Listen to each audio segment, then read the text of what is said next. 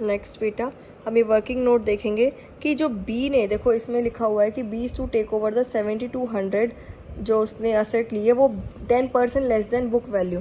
इसका मतलब ये 70 जो भी असेट टेकन ओवर किया गया होगा उस असेट का ये at an agreed value being less than the 20%, कि जो भी आपकी बुक वैल्यू है उस बुक वैल्यू का 10% लेस लिया गया है। तो इसका मतलब कि अगर ये कितने होगी, फिर इसका मतलब ये होगी 90% की वैल्यू की 10% लेस लिया है ना। तो मतलब अगर कोई असेट 100 की थी वो हमने 10% कम करके हमने क्या करा, हमने उसको 90 में लिया है, तो हमारी कितनी परसेंट वैल्यू होगी 90%। तो इसका मतलब अगर एग्रीड वैल्यू 90 है तो बुक वैल्यू 100 है, अगर एग्रीड वैल्यू 7200 है तो बुक वैल्यू कितनी हो जाएगी हमारी 8000। नेक्स्ट इसके बाद हमारी जो असेट्स है, ऑल असेट्स कितनी है, हमारी जो सन्ड्री असेट्स है वो 17,000 की है।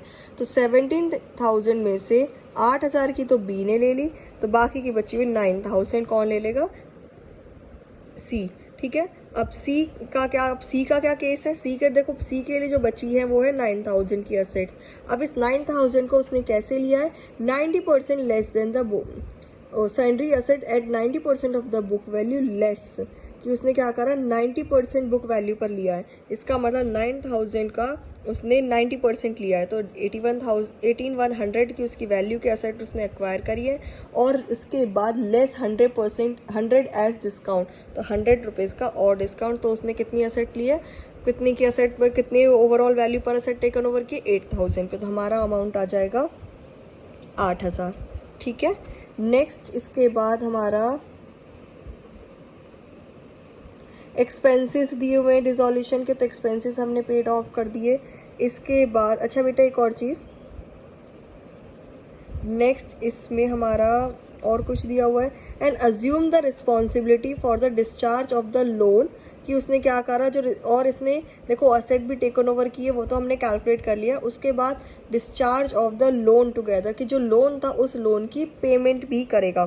तो लोन की पेमेंट, तो 2 सीज कैपिटल लोन 1500 और ये 2, इसके बाद हमारा और कितना इंटरेस्ट भी पे किया है 30 रुपीज़ का, तो वो इंटरेस्ट भी हम इसके अंदर इंक्लूड करेंगे। और ये लोन हम यहाँ पर भी ट्रांसफ़र करेंगे क्योंकि आउटसाइडर का लोन है, पार्टनर्स का लोन नहीं है।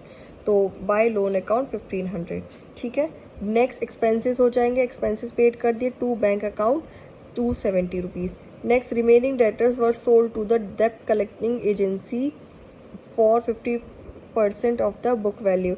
रिमेनिंग डेटर्स, अब क्या रिमेनिंग, क्या कहीं पे हमने डेटर्स की एंट्री करी है, यस हमने करी है, कि हमारे जो कुछ असेट्स हैं कुछ डेटर्स हैं वो हमारे टेकन ओवर, मतलब कितने डेटर्स हैं हमारे 24,200 के हमारे डेटर्स हैं, और उसमें से कुछ डेटर्स हमारे ए ने रख लिए हैं, मतलब ए ने अपने पास रखे जो उसकी वो, तो ए ने कितने डेटर्स रखे हैं, ए ने रखे हैं 20,000 के, देखो 20,000 के ऐसे डेटर्स रखे हैं, जिसमें से भले ही उसने वैल्यू करके 17,200 के रखे हैं, लेकिन वैसे तो हमारी जो बुक वैल्यू है वो 20,000 वाले। ठीक है, तो हमारे जो डेटर्स है 2400 के टोटल डेटर्स हैं, बी ने रख लिए 20,000 के, बाकी के बचे 4200। उसमें से क्या करना है, डेब्ट कलेक्टिंग एजेंसी ने 50% ही हमें दिया है। ठीक है, तो 50% यानी कि 2100 हमें रिसीव हुआ है, तो टू बैंक अकाउंट 2100।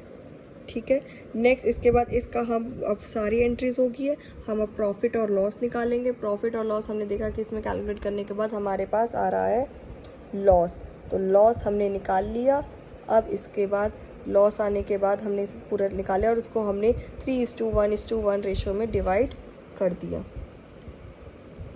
नेक्स्ट इसके बाद कैपिटल अकाउंट की पार्टनर्स को हमने क्या क्या दिया है, पार्टनर्स ने क्या क्या लिया है, तो बैलेंस ब्रॉट डाउन, पार्टनर से लाइबिलिटीज़ लिया तो लाइबिलिटीज़ को हमने ट्रांसफ़र कर दी, असेट्स भी टेकन ओवर के असेट्स कर दी, और इसके बाद लॉस ट्रांसफ़र कर दिया, फाइनल पेमेंट। और अगर पैसे कम पड़ गए यहाँ पे तो इसको देने पड़ गए तो यहाँ दे दिए, और यहाँ से इनसे हमें चाहिए तो हमने मंगा लिए। उसके बाद बैंक अकाउंट हम प्रिपेयर कर लेंगे और ये दोनों का बैलेंस इक्वल हो जाना चाहिए। अगर इक्वल है तो हमारा क्वेश्चन बिल्कुल सही है।